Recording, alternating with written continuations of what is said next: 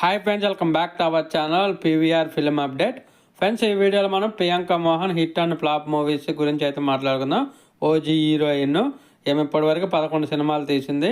First cinema వచ్చేసి వందు కథ హేలే, ఇది ఫ్లాప్ కన్నడ మూవీ 2019లో రిలీజ్ అయింది. సెకండ్ మూవీ వచ్చేసి నాని గ్యాంగ్ లీడర్, ఇది 2019లో రిలీజ్ అయింది. సినిమా వచ్చేసి హిట్, కలెక్షన్ వచ్చేసి 75 కోట్ల దాకా అయితే సంపాదించింది. తర్వాత నెక్స్ట్ మూవీ వచ్చేసి శ్రీకారం, శర్వానంద్తో నటించింది. ఇది వచ్చేసి 2021లో రిలీజ్ అయింది. ఇది 25 కోట్లు సంపాదించింది. నెక్స్ట్ మూవీ వచ్చేసి డాక్టరు, తమిళ్లో రిలీజ్ అయింది. ఇది వచ్చేసి కలెక్షన్లో 102 కోట్లు సంపాదించింది. ఇది 2021లో రిలీజ్ అయింది. తర్వాత మూవీ వచ్చేసి ఈటీ, తమిళ్లో రిలీజ్ అయింది. ఇది వచ్చేసి హిట్ 100 కోట్లు సంపాదించింది. 2022లో రిలీజ్ అయింది.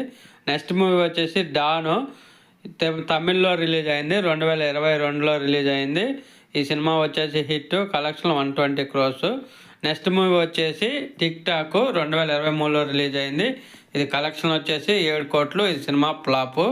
నెక్స్ట్ మూవీ వచ్చేసి కెప్టెన్ మిల్లరు, ఈ సినిమా వచ్చేసి యావరేజ్, కలెక్షన్ వచ్చేసి 25 కోట్లు 25 కోట్లు వచ్చింది. 2004లో రిలీజ్ అయింది.